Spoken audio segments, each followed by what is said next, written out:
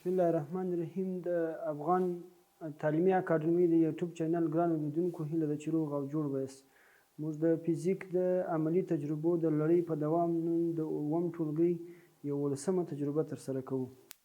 دا تجربې د افغان تعلیمي اکاډمي او کندهار ساینس مرکز په همکارۍ باندې ترسره کیږي. راځو د نن ورځې تجربه مو د اووم ټولګي اووم ټولګي د مضمون مو فزیک دی او موضوع مو د نن د تجربې چې د هغه انرژي ده.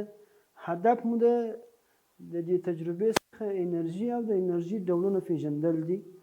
د ضرورت وړ مواد او وسایل چې دي تاش دی، استوانه ده، پایپ دی، د توربین دستګاه ده، اوبه د ضرورت په اندازه دي. راځو دا دي کوم شیان چې په تجربه کې ورته اړتیا ده عملاً یې درته ښیم.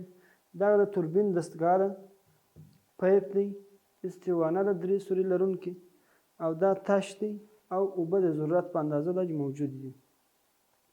اول انرژي پیژنو چې انرژي څه ته وایي. انرژي د کار کولو استعداد او قابلیت ته انرژي وایي. د کار کولو استعداد او قابلیت ته انرژي ورته وایي. انرژي مختلف ډولونه لري لکه حرکي انرژي، پوتنشلي یا ذخیروي انرژي، نوري انرژي، کیمیاوي انرژي، میخانیکي انرژي. دا ټول د انرژي ډولونه دي چې موږ کولی شو چې انرژي د یوه حالت څخه بل حالت هم تبدیلولی شو. حرکي پوتنشلي انرژي په حرکي انرژي باندې، حرکي په پوتنشلي انرژي باندې، او حرکي انرژي په برېښنایي یا نوري انرژي باندې هم تبدیلولی شو. د انرژي د اندازه کولو واحد چې دی هغه جول دی.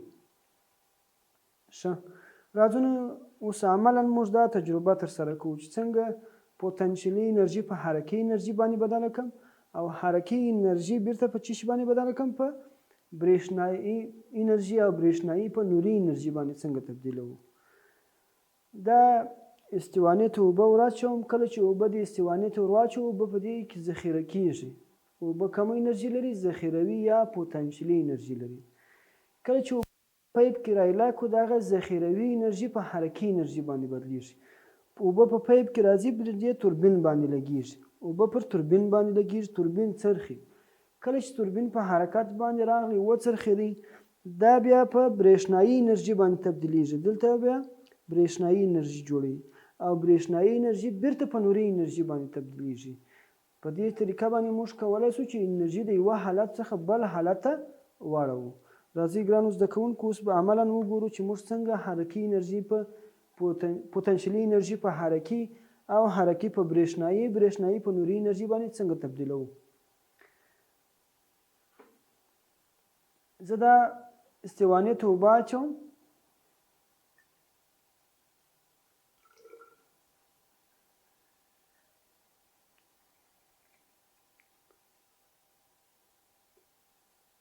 توربین دستګاه مې ځکه دغه نیولې ده پورته چې اوبه رایله نه شي. ښه، اوس دا دی په دې کې اوس ذخیروي انرژي موجوده ده یا پوتنشل انرژي. زه دا توربین دا دی کښته ایږدم، د پایپ څخه اوبه راځي توربین ته، اوبه توربین ته راځي.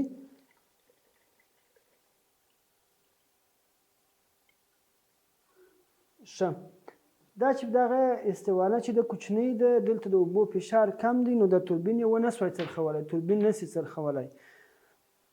توربین یې چې هغه برېښنایي انرژي په نوري انرژي باندې تبدیله کړي. زه به دا خلاص کړم.